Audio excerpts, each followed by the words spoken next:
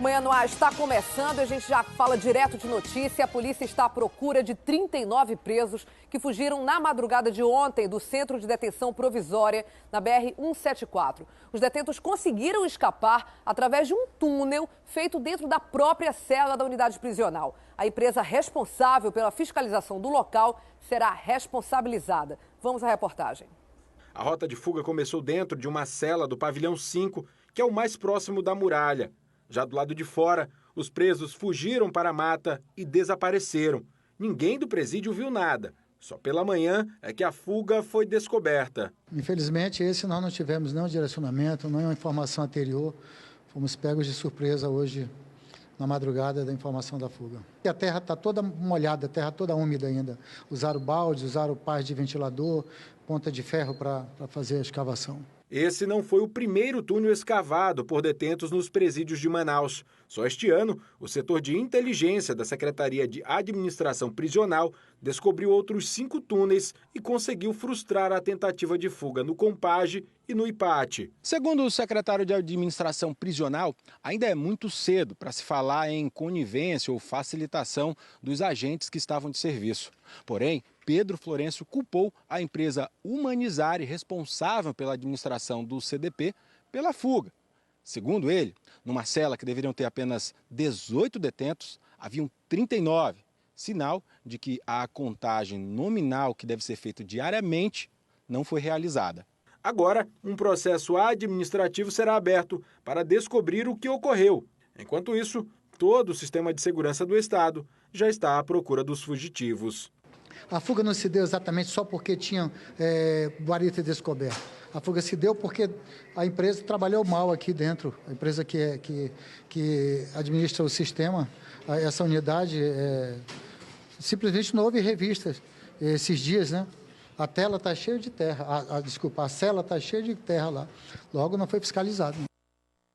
Entramos em contato com a empresa Humanizare Gestão Prisional, que administra aí o centro de detenção. Em nota, a empresa explica que está apurando o caso com a Secretaria de Administração Penitenciária para averiguar de fato o que aconteceu e depois dará, então, uma resposta.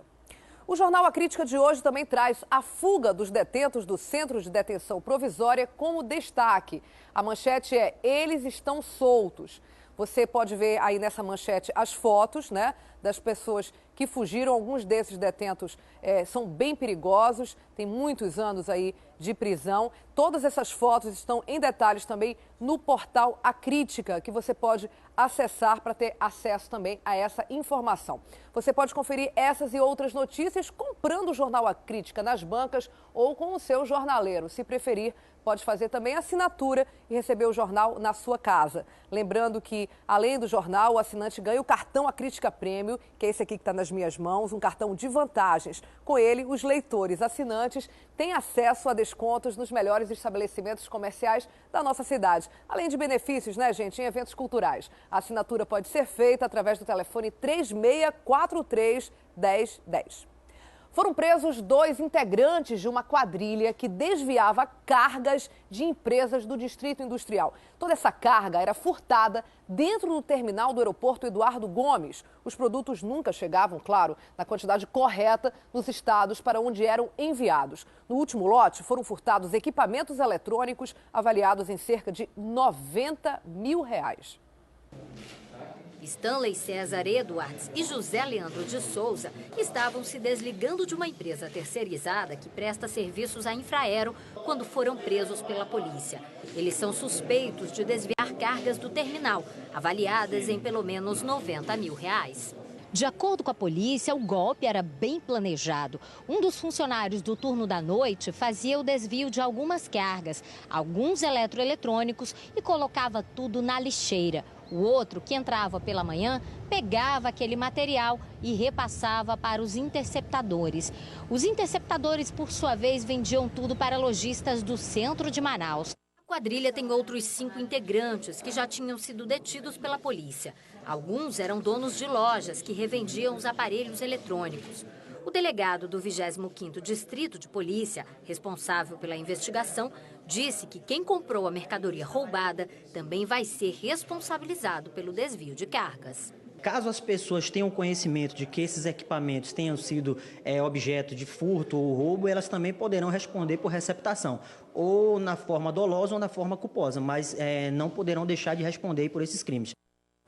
E o líder de uma quadrilha especializada em golpes de saidinhas de banco também foi preso ontem em flagrante pela polícia. O suspeito vinha sendo investigado pela participação em um assalto que resultou na morte de um cabeleireiro no conjunto Vieralves. A polícia também investiga a participação dele em outros crimes que resultaram em mortes. Este homem, que não quis se identificar, tinha acabado de ser assaltado quando a polícia prendeu a quadrilha em flagrante. Na saída do banco, que eu atravessei a rua, que eu entrei dentro do meu carro, o assaltante entrou junto comigo. Perdeu. Eu falei que não tinha dinheiro, ele falou que tinha. Engatilhou a pistola, encostou na minha barriga, eu peguei 5 mil de um lado, dei pra ele. Ele falou que tem mais, eu peguei 2 mil do outro lado do bolso, dei pra ele. Ele não é conformado, pediu a chave do carro. Na saída, pegou o meu celular do meu bolso. Saiu e me deixou trancado. Os assaltantes eram Janiel Batista Salles, que fazia o papel de olheiro, André Gama Pinto, que estava com esta pistola calibre 7,65, Emanuel Cornélio dos Santos, motorista do grupo, e Abinadab Aragão Batista, piloto de uma motocicleta usada nos crimes. Esse carro que vocês estão vendo aqui atrás era utilizado pelo líder e olheiro da quadrilha, o Janiel. Além desse assalto, dessa tentativa nesse fim de semana, ele é responsável por pelo menos 2 latrocínios aqui na cidade. O do cabeleireiro João Paulo, que aconteceu em setembro de 2015, e do comerciante Edivaldo, que foi morto em um posto de gasolina. Estas imagens, divulgadas pela polícia, mostram que o olheiro foi identificado pelas câmeras dos bancos. Na primeira cena, ele segue o cabeleireiro João Paulo.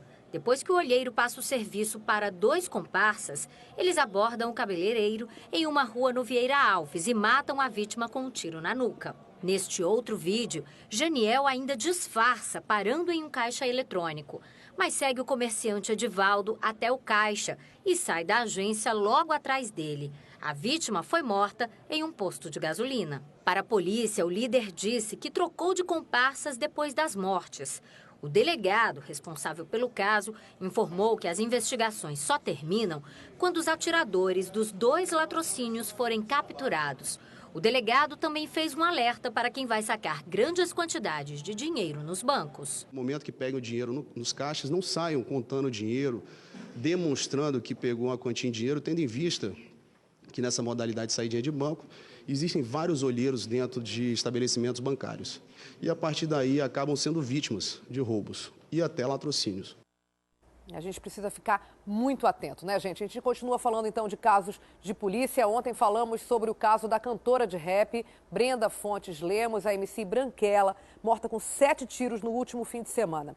O repórter Emanuel Cardoso foi à casa da família dessa jovem, que pede justiça para o caso, claro, um crime bárbaro, e nega aí o envolvimento dela com o tráfico de drogas. Vamos ver. Os cadernos com as anotações das músicas da rapper agora fazem parte das lembranças que a família guarda. Brenda Fontes Lemos, de 21 anos, foi morta no último sábado à noite com 7 tiros entre esses caminhões na Rua Nova, no bairro São Lázaro. 2 homens que estariam em uma moto teriam feito os disparos. Brenda não resistiu aos tiros e morreu no local. Ela era muito querida aqui na rua. Em qualquer lugar ela era querida, porque ela era uma menina que ela tinha comunicação com as pessoas, era uma menina que todo mundo admirava e gostava muito. Brenda era conhecida como MC Branquela.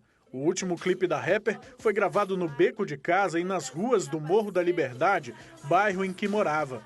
Muitas pessoas falam que ela tinha envolvimento com crime, mas ela não tinha. Ninguém sabe o motivo, ninguém sabe por que mataram ela, ninguém sabe quem foi. Ninguém sabe de nada, a gente estava tudo dentro de casa, que ela era muito, nesse dia ela estava muito feliz, nós estávamos tudo aqui em reunião em família. Foi no sábado, não foi, mamãe? Aí ela saiu para ver uma quadrilha que estava ali, que estava dançando, quando nunca mais retornou mesmo. A família não acredita no envolvimento de Brenda com o tráfico de drogas e diz que o crime pode ter sido por inveja. A morte da MC Branquela está sendo investigada pela Delegacia Especializada em Homicídios e Sequestros. Tomara que a polícia chegue logo aos culpados, né? E lá no município de Manacapuru, a polícia prendeu um foragido da justiça. Ele cumpria em regime semiaberto no Compage e estava desaparecido há um mês. Junto com ele foram encontrados celulares, dinheiro, além de arma com munição. Francisco Cleuter, de 41 anos, foi preso enquanto andava neste carro no bairro de São José, aqui em Manacapuru. Ele, que é foragido do complexo penitenciário Anísio Jobim há pelo menos um mês. Recebemos uma denúncia, via 190, onde pediram para a equipe do Getan, a equipe de motos, deslocar até o local, pois havia uma S10 suspeita, Ao fazer a abordagem, realmente foi constatado, pois era um foragido da polícia. Francisco, que é condenado por tráfico de drogas, cumpria pena no regime semiaberto, foi capturado por policiais do 9º Batalhão de Polícia Militar após denúncia anônima. Junto com o foragido, a polícia encontrou uma arma automática PT.40 de uso exclusivo da PM, 10 munições intactas, 4 celulares, R$ 2.629, além de vários documentos em nome de outras pessoas. Francisco foi trazido aqui para a delegacia do município, onde ficará à disposição da Justiça. De Manacapuru, Erison Araújo para o Manhã no Ar. Vamos então mudar de assunto. Ontem, motoristas que circulam pelo centro da cidade tiveram aí uma ótima notícia. Depois de 2 meses, a Avenida Eduardo Ribeiro, o trecho ali entre a Saldanha Marinho e a 24 de Maio, finalmente foi liberado. A Eduardo Ribeiro, você sabe, passa aí por obras de revitalização que devem ser totalmente finalizadas até o início do 2º semestre. Vamos ver como é que foi a entrega da obra de ontem. Um resgate ao passado. Paralelepípedos ainda da época da Belle Époque voltam a compor o cenário da Avenida Eduardo Ribeiro. Seu Alberto, que passa por aqui todos os dias, gostou do visual. A gente vê uma beleza, uma coisa de primeiro mundo, pedras artísticas que a gente vê. Nunca a gente viu isso, entendendo? A gente vê segurança, vê as pessoas sorrindo, alegre. Mas alegre mesmo está o Gideão. Apesar de não demonstrar, ele está esperançoso. Durante a interdição, as vendas caíram. Agora a expectativa é de lucro.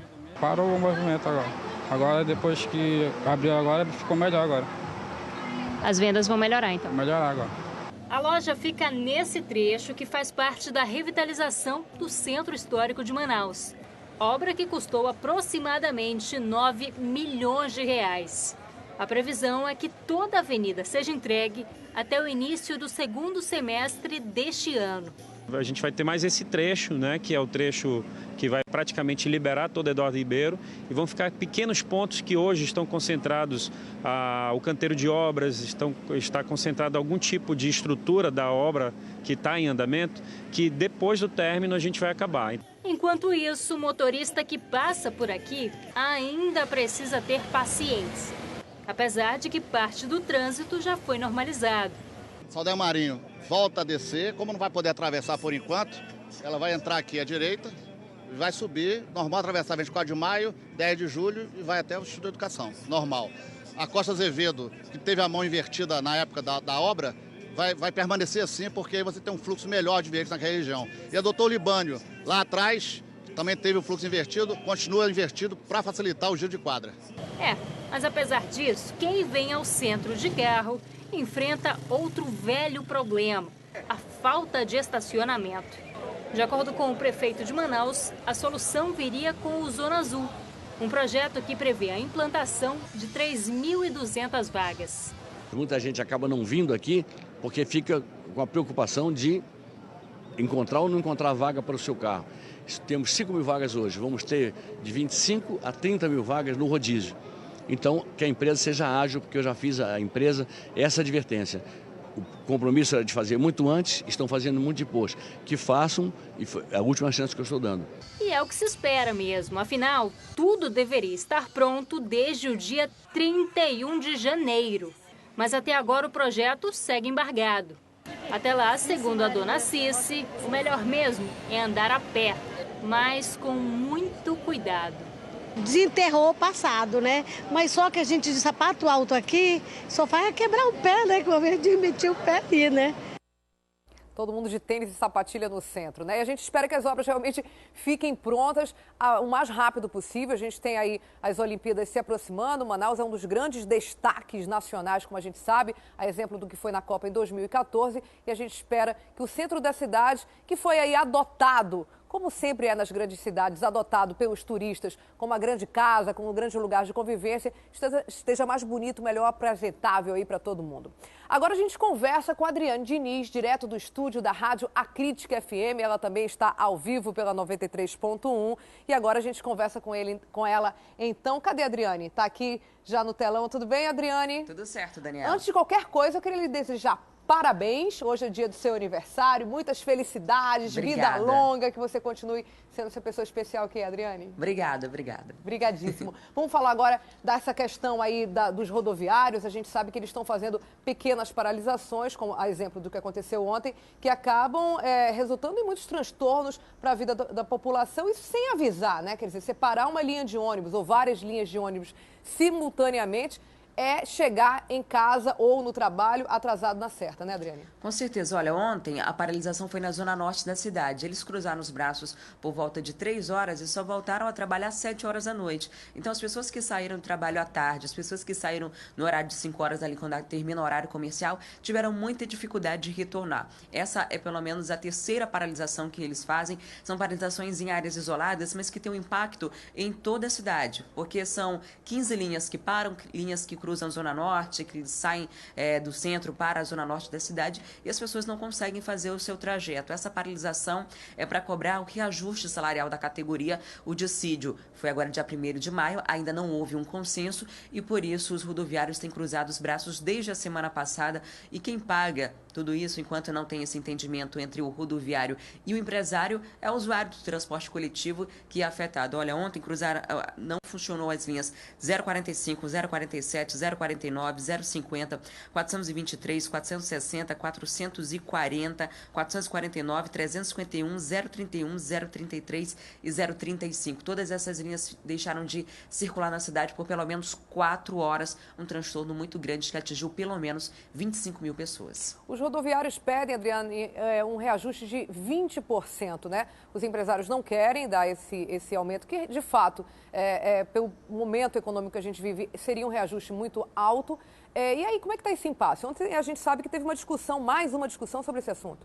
Aconteceu uma audiência pública para discutir o assunto e que não teve solução. A audiência reuniu Prefeitura, Sinetran, que é o órgão que representa as empresas de transporte coletivo, e também os rodoviários. Eles querem 20%, alegam que a inflação é de 10% e que o ganho real seria só de 10%. Mas os empresários dizem que o atual cenário econômico não permite e que os gastos deles, combustível, entre outras coisas, evoluíram, ficaram bem maiores, não tem como arcar com todas essas despesas. Mas as justificativas não foram suficientes para que os rodoviários aceitem a explicação e na quinta-feira deve acontecer uma nova audiência pública, também mediada pelo Ministério Público do Trabalho, para discutir esse assunto, para entrar em um acordo e evitar que essas paralisações continuem acontecendo. Agora, Daniela, as pessoas que usam ônibus ficam totalmente seguras, porque não sabem se na hora de voltar para casa, de ir para o trabalho, para a escola, elas vão poder ir ou não, porque não sabem se vai ter ônibus. E eles não avisam. Inclusive, isso já foi comunicado ao Tribunal Regional do Trabalho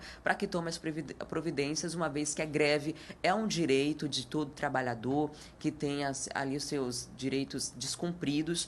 Ele é um direito, ele pode fazer a greve, mas a greve tem todo um regime ali. Você tem que informar com 72 horas de antecedência ao tribunal, tem que obedecer um indicativo. Transporte público é um serviço essencial, então existe um percentual que é separado, que pode ou não trabalhar. Então é preciso cumprir todas essas determinações para que o movimento seja legal. Ninguém aqui é contra o rodoviário, mas eles precisam seguir a lei para que o impacto não seja tão grande para a população.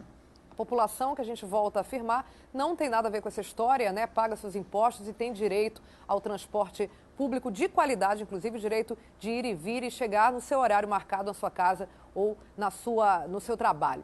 Agora, Adriane, vamos mudar de assunto, vamos falar aí da rodoviária, né, de Manaus, que a gente sabe que enfrenta, e não é de hoje, sérios problemas.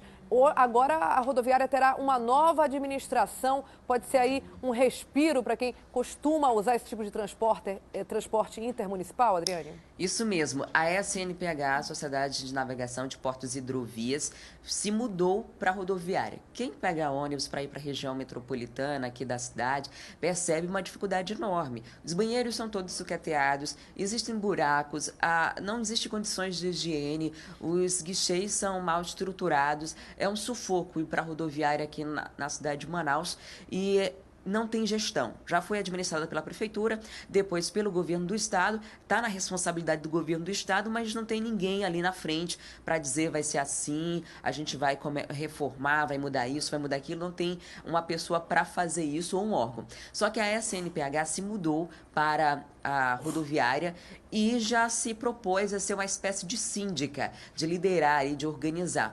Mas ela não tem autonomia jurídica para isso. Ela não pode simplesmente chegar, vou mandar aqui, vou consertar isso, vou fazer aquilo. Ela precisa de uma autorização legal. E isso quem pode conceder é o governo do estado, o governador José Mello. Os representantes da SNPH informaram que já entraram em contato com o governo do estado e estão aguardando um retorno, porque ele precisa autorizar em lei. A SNPH é um órgão federal, né? E antes funcionava em outro ponto, mas era um prédio federal que foi... o governo federal deixou de pagar esse aluguel e eles tiveram que se mudar. Agora estão na rodoviária, mas ainda sem esse posicionamento. A gente aguarda um posicionamento do governo do estado para que autorize a SNPH a ser essa espécie de síndica da rodoviária e principalmente que possa organizar o transporte intermunicipal que acontece aqui em Manaus de uma forma tão desorganizada e sem o mínimo de cuidado com os passageiros. Sem o mínimo de cuidado, sem o mínimo de conforto e higiene, como você falou dos banheiros, é um grande problema lá, não é de hoje. Na verdade, há muitos anos a rodoviária vem aí se depreciando e cada vez só piora. A gente espera aí o bom senso do governo do estado, já que não tem um órgão responsável por isso, então que aceite aí essa generosa oferta e que possa ser, você falou muito bem, uma espécie de síndico ali daquele local. Adriane, muito obrigada por hoje. Daqui a pouco a gente volta aí com a participação da rádio com o Wilson Lima e eu e você a gente conversa aqui ao vivo através dessa telinha amanhã, na quarta-feira. Até lá, Adriane. Até lá. Tchau, um beijo. E olha só essa situação, ônibus abandonados estão servindo de esconderijo para bandidos, isso mesmo. Sabe onde está acontecendo isso? Lá no bairro Cidade de Deus, na zona norte da cidade. De acordo com moradores que fizeram a denúncia, o problema já acontece há pelo menos um ano. Eles pedem providências do poder público. Moradores da rua Santa Rita, no bairro Cidade de Deus, zona norte, reclamam da falta de segurança no bairro e dos constantes assaltos no local. Além da falta de policiamento ostensivo, eles também denunciam o abandono de 3 ônibus na via pública que servem de esconderijo para os bandidos. Esses ônibus aqui estão sendo um abrigo para os assaltantes, né? Esse ônibus aqui amarelo que vocês estão vendo aqui, né? A pessoa chega na parada, quando chega na parada o cara sai dentro do ônibus e é assaltado, entendeu? A iluminação também aqui é precária, né? Como um rapaz falou também aqui, a gente liga para a polícia e a polícia não chega. Chega depois de 2 dias, 3 dias. A Polícia Militar informou em nota que não há registros de ocorrências no local e que existe policiamento ostensivo na área. Mas não é o que diz o caminhoneiro Jonas do Carmo. Morador do local, ele conta que já sofreu uma tentativa de assalto e encontrou dificuldades na hora de prestar queixa. Entra nessa rua aqui de baixo, sai nessa daqui e vou embora. Não fala com ninguém, não se aproxima da comunidade nem nada para ver o que está acontecendo, entendeu? Então a polícia devia estar mais próxima da gente, porque a gente estamos sem segurança aqui, entendeu? É assalto, eu já fui assaltado aqui na minha casa, já tentaram levar meu carro, mês passado levaram o carro do meu vizinho. Sobre a situação dos ônibus abandonados, o Manaus Trans informou que a demanda foi encaminhada para o setor de fiscalização, que vai enviar agentes ao local para verificar a situação. Que perigo, né? Aparentemente é de fácil solução, a gente espera então que a solução venha o mais rápido possível.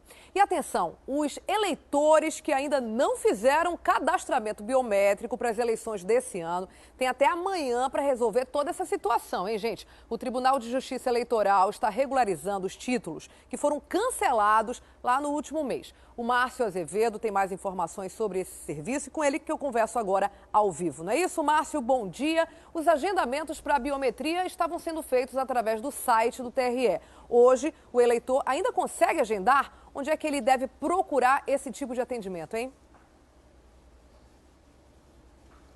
Oi, Dani, bom dia. Olha, agendamento não mais, porque o prazo encerra amanhã. Agora, o que ele pode fazer? É como estão fazendo todas essas pessoas aqui. Tirando aquele rapaz ali, o de quadriculado, os demais aqui ninguém agendou. Só ele fez o agendamento e todo mundo veio procurar o posto de atendimento do TRE. Agora, a gente vai te mostrar até onde está indo essa fila aqui na sede, porque além desse posto de atendimento, existem outros postos de atendimento para fazer, na verdade, é retirar o título, né? E ao tirar o título, automaticamente faz o cadastro biométrico, porque muita gente acabou perdendo o prazo, que terminou no dia 30 de abril, foi prorrogado diversas vezes pelo TRE, e aí teve o título cancelado, e o que acontece? Está tendo que tirar novo título. Olha, essas pessoas aqui todas estão aguardando. Agora, a boa notícia, Dani, é que segundo a assessoria do TRE, menos de 2% de eleitores de Manaus ainda não retiraram o título, ainda não fizeram o cadastro biométrico. Isso representa pouco mais de 21 mil eleitores. Quer ver? O senhor tirou título, o senhor teve cancelado, o senhor veio fazer o que hoje aqui no TRE? Bom dia. Só fazer biometria. O senhor perdeu o prazo? Foi.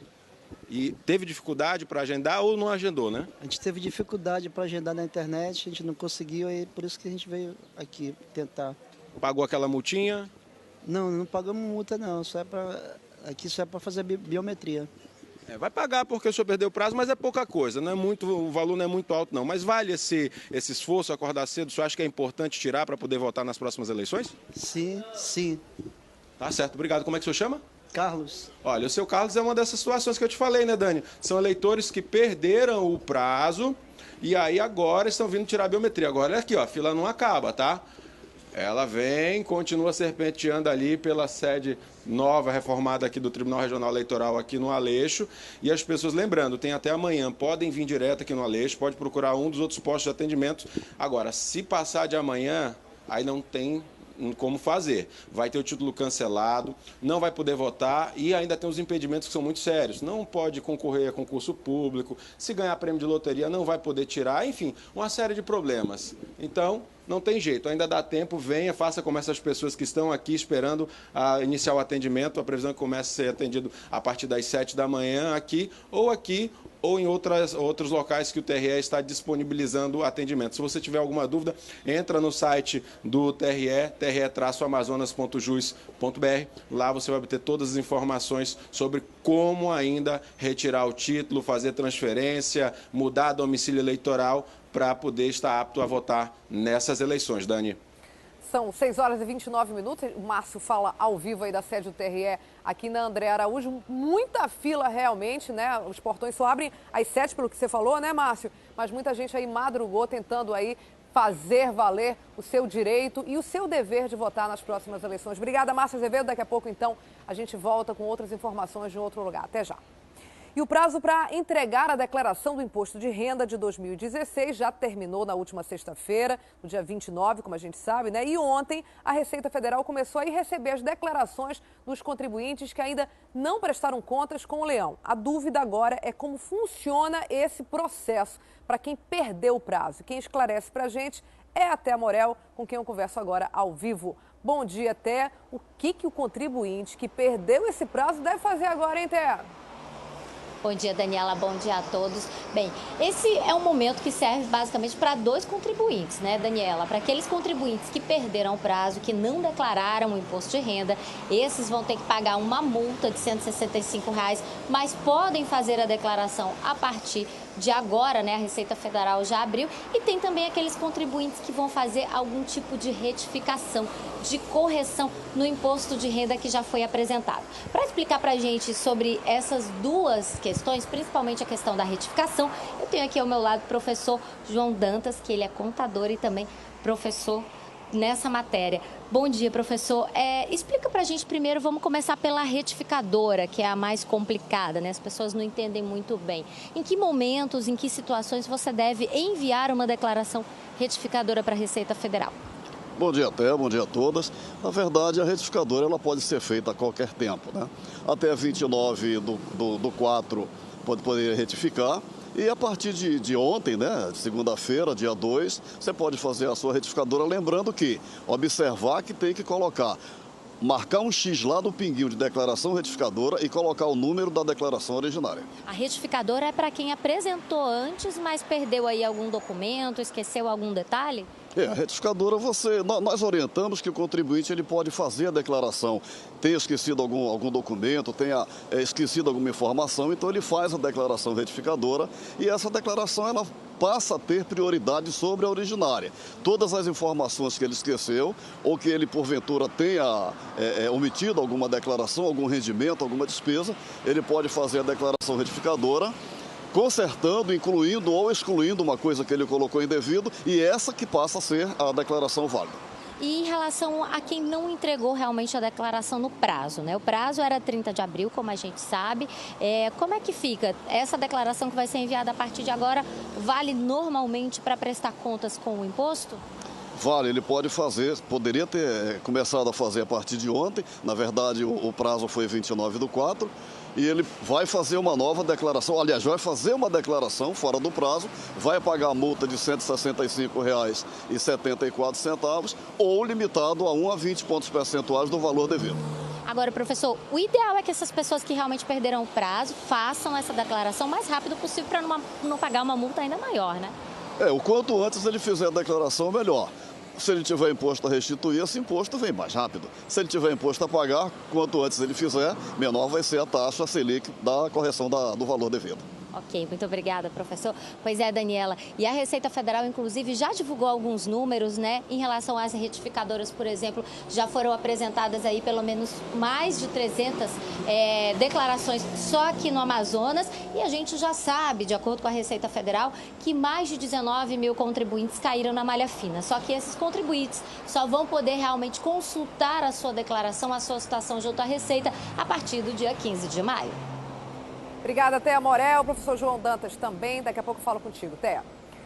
Na última quinta-feira, o governo do estado anunciou a redução da carga horária dos servidores da administração pública de 8 para 6 horas de jornada. O ticket alimentação dos funcionários também aí foi cortado, com exceção dos servidores da Secretaria de Educação. A medida que começou já a valer ontem pretende diminuir os custos de administração. Vamos ver a reportagem sobre esse assunto.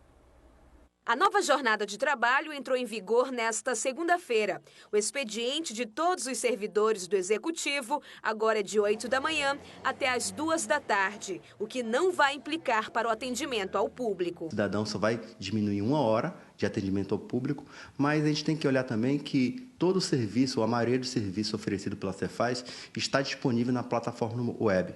Ou seja, o cidadão pode se dirigir ao site da Cefaz, que vai ter todo o atendimento também personalizado. Ao todo, são quase 30 mil funcionários que terão seus tickets de alimentação suspenso enquanto o decreto estiver em vigor. Na ótica do Estado, há uma redução de custos na ordem de 60 milhões de reais por ano. Uma mudança que vai gerar economia para o estado do Amazonas. Daqui a 2 meses, a economia volta novamente a respirar. Evidentemente que a gente reincorpora o ticket novamente à vida dos servidores. Os únicos serviços que ficarão de fora do decreto são os considerados essenciais, que exigem plantão permanente, como segurança, saúde e educação, além das atividades de fiscalização externa. Como governador, eu não posso me furtar ao meu dever do equilíbrio do Estado. Eu não posso deixar o 28 de agosto fechar, não posso. Então, eu vou fazendo aqui, ali e acolá, com o olho na essência, que é saúde, educação, segurança. Foi divulgado ontem o segundo alerta de cheia do Rio Negro. A previsão é que ele atinja 27 metros e 20 centímetros esse ano, nível bem abaixo aí da cota de emergência, que é de 29 metros. Sobre esse assunto, eu converso agora com o superintendente do Serviço Geológico do Brasil em Manaus, CPRM, o Marco Antônio. Bom dia, um prazer recebê-lo aqui de novo, Marco.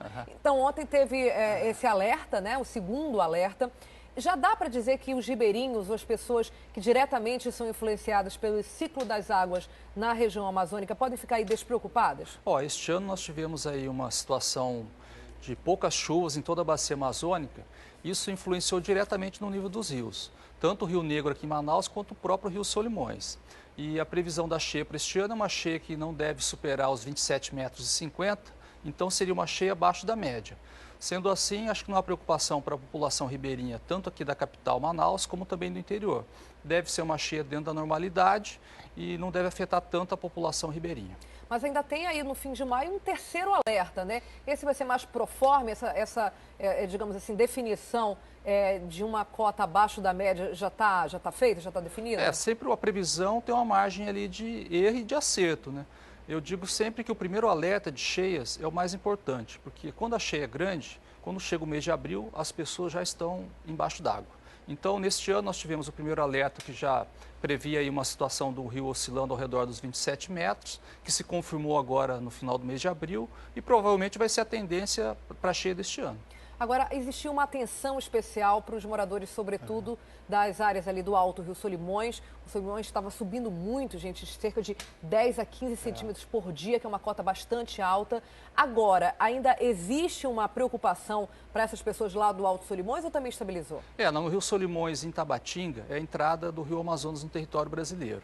Então, a gente vinha observando um quadro ali de descida vertiginosa dos rios, principalmente no mês de fevereiro, que também refletiu aqui em Manaus, e no mês de março começou a retomada da cheia. E em Tabatinga o rio subiu rápido, atingiu ali próximo à cheia recorde, mas nesse momento o rio está estável, com tendência já de descida nos próximos dias. Então é bem provável que a situação em Tabatinga também deva melhorar a partir do mês de maio ou até o início do mês de junho.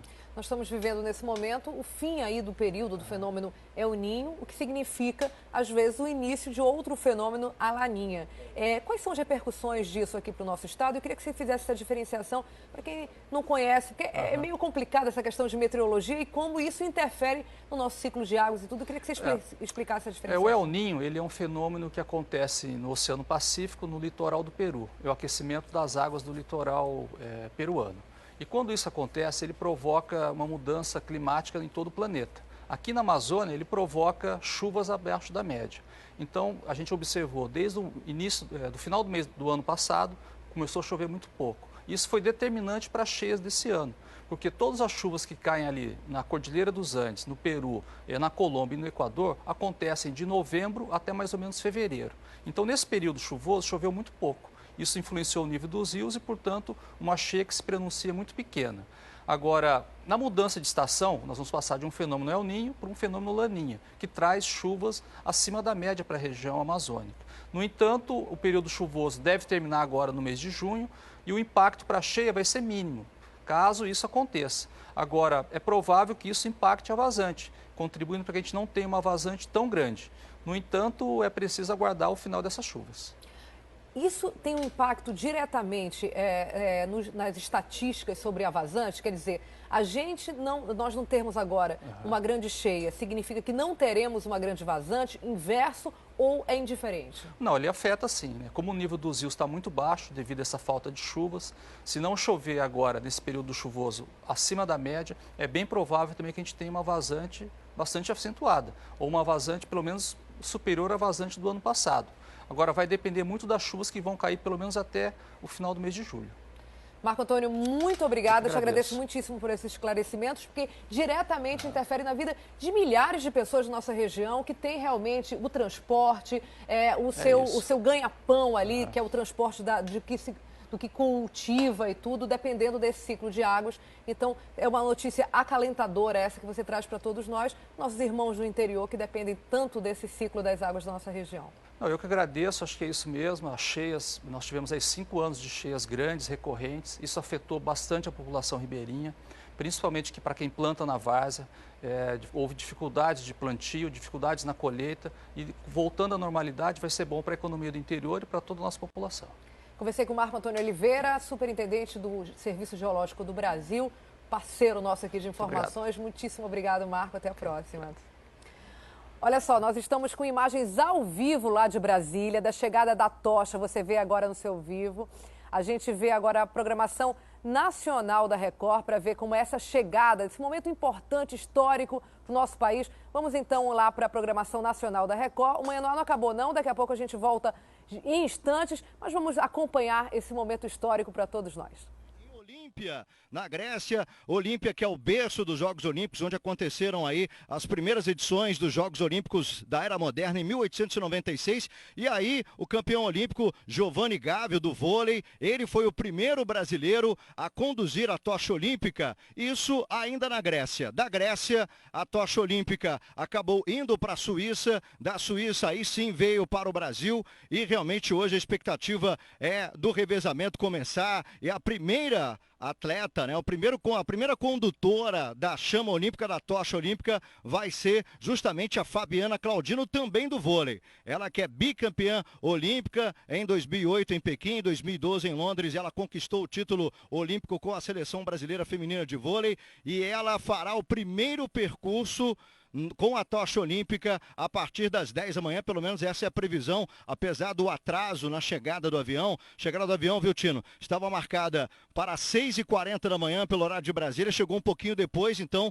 pode ser que atrase um pouco essa programação, mas a princípio, 10 da manhã, vai sair do Palácio do Planalto a tocha olímpica. Aí é a chama olímpica, né? No avião estamos com a chama olímpica e a tocha olímpica a partir das 10 da manhã no Palácio do Planalto saindo, e aí a expectativa vai aumentar realmente para o revezamento que vai durar o dia inteiro. Revezamento hoje que vai passar por várias cidades. Nós teremos aí 118 quilômetros de distância só em Brasília. Será levada por 141 condutores e a rota inclui aí 5 regiões administrativas, diversos pontos turísticos de Brasília, como por exemplo o Palácio do Itamaraty, o Senado Federal, a Câmara dos Deputados, a Catedral Metropolitana também. Continuam saindo jornalistas, pessoas ligadas à delegação e ao Comitê Olímpico Internacional também saindo do avião nesse momento. E a chama olímpica vai ser a última a sair, com aquela expectativa que todo mundo já sabe, aquela surpresa que vai aparecer no avião já em território brasileiro. Hoje, com um céu azul, um dia bem bonito em Brasília, para realmente esse revezamento ser muito bacana, viu, Tino? É verdade, momento histórico. Muito obrigado, Lucas. Quem tem mais informações é a France. France.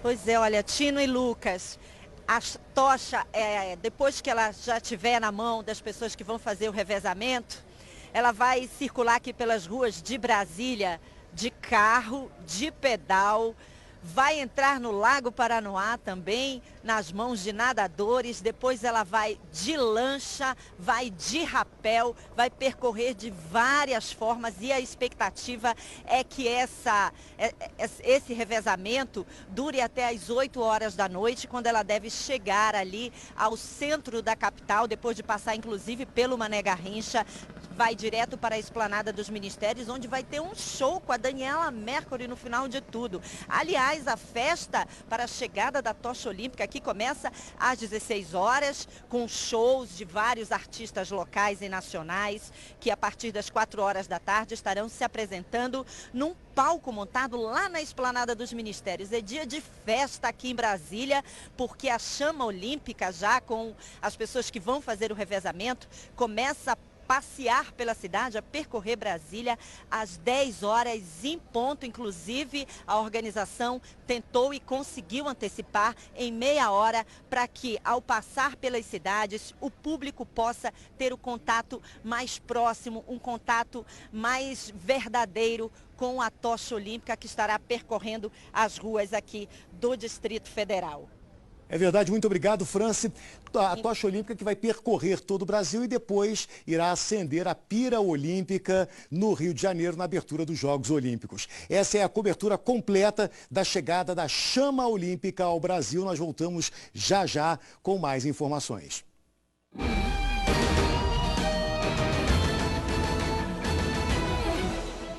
Então, a gente acabou de mostrar, né, as imagens ao vivo lá de Brasília, fornecidas pela Record pra gente acompanhar esse momento histórico no país. Por falar em Olimpíadas, daqui a pouco a gente vai conversar com o coordenador estadual, Mário Alfiero, para mostrar toda a programação, o que está sendo preparado para receber a chama olímpica, a tocha olímpica aqui na nossa cidade de Manaus e também nos municípios de Presidente Figueiredo e Iranduba. A gente continua então Manhã no Ar falando que o número de acidentes de de trânsito reduziu 20% entre janeiro do ano passado e janeiro desse ano. A estatística foi apresentada ontem pelo Manaus Trans no lançamento da campanha Maio Amarelo. Durante todo esse mês, uma série de ações estão sendo realizadas aqui em Manaus para orientar motoristas e pedestres também. Com o tema Cidadão Mais Atento, Trânsito Mais Seguro. O lançamento aconteceu na sede do Manaus Trans, no Japim, Zona Sul. O objetivo é conscientizar os condutores e pedestres. Vamos atender todos os motoristas que estão passando, faixas de pedestres, visando realmente divulgar a questão da segurança do trânsito em Manaus. Durante todo o mês de maio serão feitas diversas ações, como palestras, panfletagens e blitz. A primeira foi feita na Avenida Tefé, na frente da sede do Manaus Trans. Os motoristas receberam informativos e bandeiras de adesão à campanha. A programação deve se estender por vários bairros da cidade. É muito bom, né? Desde que todo mundo tenha consciência de pilotar no trânsito e dirigir normal no trânsito, com atenção, muitas coisas serão evitadas. Muitas coisas, né? É preciso ter consciência. E a reconstrução da BR-319 continua aí cercada de polêmicas. Há um mês foram autorizadas obras de manutenção apenas, viu? Porque os entraves em Brasília continuam impedindo as obras na rodovia, que é o único acesso de Manaus ao restante do país. Ontem, o Ministério Público organizou um encontro entre DENIT e IBAMA, onde foi sugerido um novo modelo para essa estrada. A reunião foi convocada pelo Ministério Público Federal.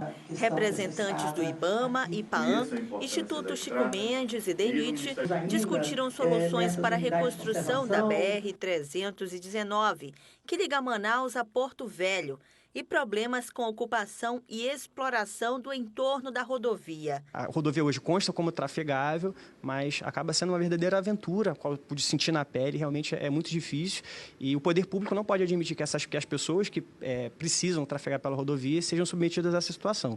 Só que à medida em que vai havendo manutenção e vai havendo pavimentação e vai melhorando as condições da rodovia, a tendência é que o fluxo de pessoas seja maior e, consequentemente, o risco de ocupação desordenada também seja maior. A presidente do IBAMA mostrou um mapa com áreas degradadas desde o início da reconstrução da estrada em 2003. O trecho mais afetado é o chamado Meião, que fica entre os quilômetros 250 e 665. Nessa área, aumentou o desmatamento entre 2013 e 2014. Por esse motivo, o IBAMA já pensa em um novo modelo. Nós não podemos ter ali uma estrada convencional. Nós não podemos ter ali uma mera estrada asfaltada que, sem nenhum tipo de controle, sem nenhum tipo de cuidado, né, que possa propiciar este grande mal que se vislumbra, que é a intensificação do desmatamento na região.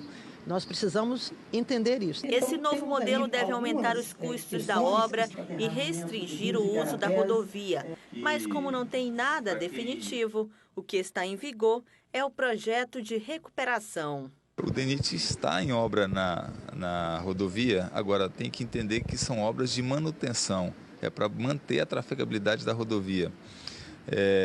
São as reconstituições das pontes de madeira, e você dá um tratamento superficial na parte não pavimentada para que mantenha a trafegabilidade, retirada de atoleiros e nivelamento da pista. Tá? Isso para dar uma segurança ao usuário numa rodovia não pavimentada. Quanto ao asfaltamento no trecho do meio, o processo ainda deve demorar mais alguns anos.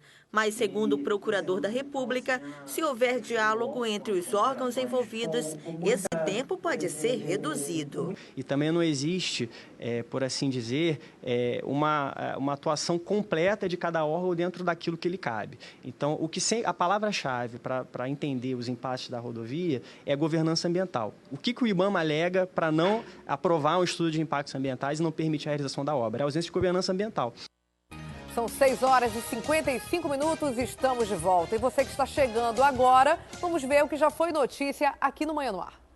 Polícia procura 39 presos que fugiram do centro de detenção provisória da BR-174. Os detentos conseguiram escapar através de um túnel feito dentro de uma das celas da unidade prisional. 2 homens são presos acusados de desviar cargas de empresas do Distrito Industrial. De acordo com a polícia, os produtos eram furtados dentro do aeroporto Eduardo Gomes. No último lote foram furtados equipamentos eletrônicos avaliados em mais de R$90 mil. Líder de uma quadrilha especializada em golpes de saidinha de banco é preso em flagrante pela polícia. Ele vinha sendo investigado pela morte de um cabeleireiro no Conjunto Vieira Alves. A polícia também investiga a participação dele em outros crimes que resultaram em morte. Foragido da justiça é preso no município de Manacapuru. Com ele foram encontrados celulares, dinheiro, arma e munições. Ônibus abandonados estão servindo de esconderijo para bandidos no bairro Cidade de Deus, Zona Norte. De acordo com moradores, o problema já acontece há mais de um ano. Nova carga horária para os servidores do governo do estado já está em vigor. Além dessa redução, foi cortado também o ticket alimentação dos funcionários, excluindo apenas a Secretaria de Educação. O objetivo é diminuir os custos administrativos. Prefeitura entrega mais um trecho revitalizado da Avenida Eduardo Ribeiro. Com a liberação da via, o trânsito no local volta à normalidade. O restante da obra deve ser concluída até junho deste ano. Número de acidentes em Manaus reduz 20% entre janeiro do ano passado e janeiro desse ano. A informação foi apresentada durante o lançamento da campanha Maio Amarelo. Órgãos envolvidos na reconstrução da BR-319 discutem soluções para a continuidade da obra. Durante o encontro, foi sugerido um novo modelo para a estrada, o que gerou muita polêmica. E atenção, você que está à procura de um curso de qualificação profissional. O CETAM vai oferecer essa semana mais de 19 mil vagas no projeto Oportunidade e Renda. São mais de 30 cursos em diversas áreas que quem traz os detalhes para a gente sobre essas oportunidades é a Thea Morel, com quem eu volto a falar ao vivo agora, não é isso? Thea, que cursos são esses? Conta para a gente quando começam as inscrições e como é que vai funcionar então essa seleção para saber quem vai poder ocupar essas vagas, hein? Bom dia, Daniela. É muito provável que todas as vagas realmente sejam ocupadas, né? Elas são voltadas principalmente para estudantes e para as pessoas também da comunidade. Essas inscrições vão acontecer em 2 dias distintos. No dia 6 de maio, elas acontecem no período da noite, entre 6 e 9 da noite. No dia 7 de maio, elas vão estar acontecendo durante todo o dia, a partir de 8 horas da manhã até as 5 horas da tarde. Como você mesmo disse, são 19 mil vagas e essas inscrições elas vão ser feitas em 56 escolas estaduais aqui de Manaus, né? São escolas que vão estar aí não apenas fazendo as inscrições, mas onde também os cursos vão funcionar. Para conferir essa lista completa, você pode acessar o site do CETAM, que é o www.cetam.am.gov.br. Tem algumas opções muito interessantes e bem diferentes, viu, Daniela? Como por exemplo, agente de operações turísticas, agente de inspeção de qualidade, organização de eventos, serigrafia. Realmente as opções vão um pouco além daquilo que a gente está acostumado, que são os cursos de informática básica, os cursos de língua. Tem realmente opções que são cursos técnicos, que são muito importantes, alguns deles apenas para alunos e para pessoas que têm apenas mais de 16 anos, ou seja, preciso ficar atento realmente para saber, na unidade de ensino perto da minha casa, qual é o curso que vai estar sendo oferecido, que tipo de critério existe para a seleção desse curso e se esse horário também é compatível, se a pessoa for estudante, né, com o horário em que a pessoa está tendo aula. Mas são muitas opções realmente, existe aí também uma série de documentos que precisam ser levados e que eu vou ler agora. No caso, durante as inscrições, é preciso levar o RG, que é a carteira de identidade, o CPF, o comprovante de residência e também o comprovante de escolaridade, comprovante de que a pessoa já terminou o ensino médio ou se está cursando aí algum tipo de escola ou algum outro tipo de atividade. Inscrições no dia 6 e no dia 7 de maio e informações no site do CETAM. Dani. Obrigada, Thea Morel. Com certeza, informações muito úteis. Afinal, a gente sabe que com toda essa crise aí de emprego, quem está melhor qualificado tem muito mais chance de permanecer no emprego. Por sinal, foi uma reportagem que a gente mostrou ontem falando sobre isso, né? Não só permanecer o emprego, mas conseguir uma vaga, porque não está fácil para ninguém. Então, é a hora de tentar se qualificar para agora e para a vida toda. Obrigada, Thea. Daqui a pouco, então, eu volto com você.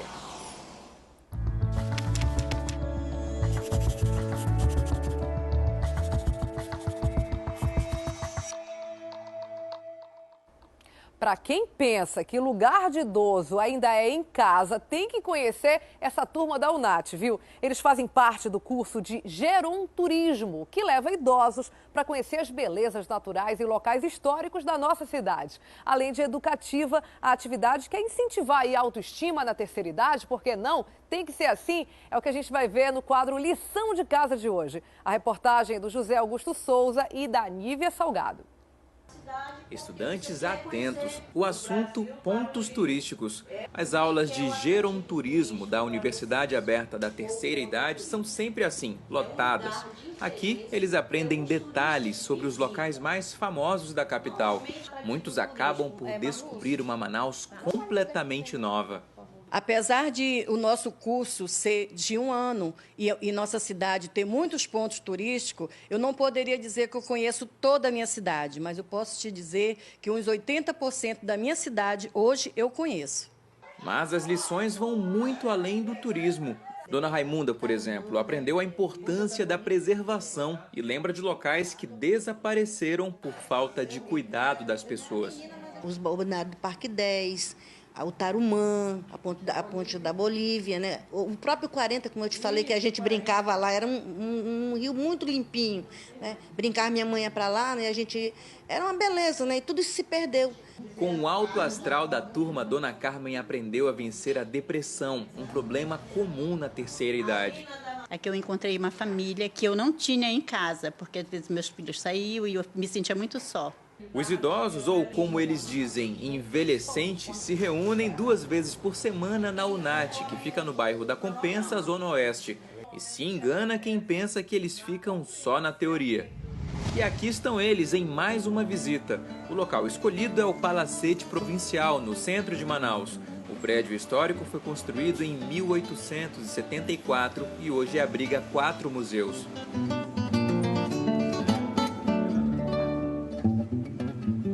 Pense numa turma que gosta de tirar fotos. Na Pinacoteca, os idosos ficaram encantados com as pinturas. Esses quadros a senhora gostou? Gostei. Apesar de que eu não sei ainda o que está significando isso aí. Mas é bonito. É bonito. As visitas duram em média 1 hora. E não é só diversão não, tá vendo? Que os idosos estão fazendo anotações. É porque depois, em sala de aula, a professora vai fazer perguntas. E mais do que responder, eles precisam repassar essas informações para outros idosos. Primeiro workshop que eu estou organizando, né, junto com a turma, e vai ser apresentado na própria UNAT.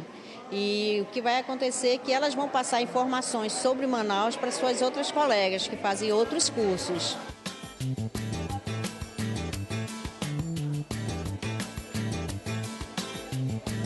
Seu João trabalhou a vida inteira como estivador e depois de perder uma das pernas não quis mais sair de casa. Isso mudou depois que ele entrou para a turma do Geronturismo e aos 78 anos descobriu o prazer de um bom passeio. Eu gostei de tudo, tudo foi bom, pessoal bacana, tudo conhecido. Pensa em voltar aqui outra vez? Se Deus quiser.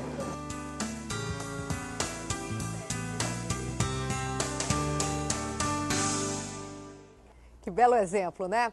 Olha só, gente, vamos mudar de assunto. Faltam exatamente 94 dias para as Olimpíadas e a preparação para esse evento segue aí em ritmo acelerado, principalmente nas capitais sede, como orgulhosamente é o caso da nossa Manaus. Para falar sobre isso, eu recebo hoje aqui o coordenador estadual dos Jogos Olímpicos, o Mário Alfiero. Bom dia, Mário. Um prazer recebê-lo aqui, né? Você já teve várias vezes no Manhã no Ar, mas é a primeira vez que a gente tem prazer de conversar aqui no sofá. Que bom recebê-lo. Verdade, Daniela. Obrigado. Mais uma vez, é sempre um prazer estar aqui e atender o seu chamado aqui no programa Manhã no Ar. Todo mundo com maior expectativa, né? Hoje, então, que o fogo olímpico, a tocha olímpica, chega em solo brasileiro. Ainda agora a gente, inclusive, mostrou ao vivo as imagens lá de Brasília, da chegada do avião. Cada vez deixa a gente mais ansioso, orgulhoso e ansiosos também em receber na nossa cidade. Será em junho. Eu queria que você falasse dessa preparação, como é que a gente está aí se organizando para esse momento. É verdade. Realmente a proposta da Chama Olímpica é essa, é começar justamente o nosso engajamento e envolvimento de toda a população brasileira na preparação dos Jogos Olímpicos Rio 2016. E isso aí, a Chama Olímpica tem essa força, né, Daniela? Justamente de trazer esse engajamento, a força, a coragem, a paz, isso tudo que ela representa para a nossa sociedade. E hoje, exatamente, estamos a 47 dias da chegada da Chama Olímpica na cidade de Manaus. E estamos aí, já estamos tudo, a preparação na área de segurança, transporte, saúde, está toda pronta, né? Exatamente hoje nós estamos fazendo aí com o pessoal da segurança, nós estamos fazendo aí o checklist do itinerário dela em Manaus todo, exatamente agora nesse momento. E estamos aí com uma programação muito interessante, muito rica. Ela chegará no dia 19 de junho em Manaus, às 8h30. Daí ela começa o seu revezamento, são mais de 220 condutores aqui na cidade de Manaus. A cada 200 metros você muda de condutor e esse itinerário vai passar pelos principais pontos turísticos de Manaus. Entre eles, o primeiro, a Arena da Amazônia, depois o nosso Mercado Municipal Adolfo Lisboa, Centro Histórico, o nosso Teatro Amazonas, majestoso Teatro Amazonas, que este ano, coincidentemente, está fazendo 120 anos, né? E o nosso selo olímpico da cidade de Manaus é o próprio Teatro Amazonas, nada mais do que justo. Dali, a Chama Olímpica, a tocha, na verdade, ela sai para a zona leste de Manaus, né, na toda a Avenida Grande Circular, onde a população vai ver muito de perto lá a Chama Olímpica. De lá ela sai e vai para a zona oeste de Manaus, onde atravessa a ponte sobre o Rio Negro, volta para Manaus e termina nesse dia 19 lá na Ponta Negra com uma cerimônia. No dia 20, ela vai dormir no Hotel Tropical. Isso eu tenho uma observação que eu quero fazer. A gente estava conversando aqui, né? A Chama ela é tratada como se fosse uma entidade, uma pessoa, né? Ela vem sentadinha, vamos dizer assim, numa poltrona de avião, né? Isso, exatamente. Ela vem lá da Grécia, da cidade de Olímpia, que é o berço, na verdade, dos Jogos Olímpicos da Antiguidade. É uma chama que fica, né, Mário, acesa durante os 4 anos, entre uma Olimpíada e outra, e aquela pira onde fica ali no meio da Praça Olímpica da cidade de Olímpia, fica apagada só no período em que ela sai, simbolicamente, está sendo realizados os Jogos, e esse revezamento aí por alguns lugares do país e do mundo, né? Do mundo onde vai receber os Jogos Olímpicos. Então ela vem sentadinha, né? No banco do avião, dentro da cabine, e ela tem toda uma preparação, vai dormir no Hotel Tropical. Vai dormir no Hotel Tropical, vem daquele candeeiro, né, do dourado, né? Então ela fica ali guardada, são 4 chamas, né, que ficam ali guardadas. Ela dorme lá no Hotel Tropical. No dia seguinte, dia 20, ela sai e vai para o município de Iranduba, nadar com os botos lá. Então... Agora me explica uma coisa, fogo não pode ver água. Como é que é essa história de chama nadar com boto? Pois é, eu quero deixar aí a surpresa para vocês, justamente já estou falando até demais aqui o que vai acontecer, em primeira mão para vocês. Mas enfim, a ideia é ela nadar com os botos, né? Vamos ter os revezadores, ela vai visitar o Lago do Limão também, aquela comunidade lá do Lago do Limão vai ter oportunidade.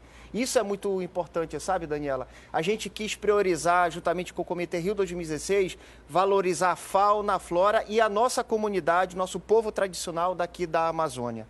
De lá ela vai sair numa espécie de procissão, numa canoagem, descendo o Rio Negro, ao do propriamente Encontro das Águas. E lá vai ter uma grande cerimônia no nosso majestoso Encontro das Águas, onde vocês vão poder observar. Como é que vai ser? Vai ter toda uma preparação com balsas, né? E aí vão ter fotos, imagens aí para 4 bilhões de pessoas. Aqui a TV Record, vocês vão estar, né, transmitindo isso ao vivo. Vai ser um momento único, no dia 20 de junho.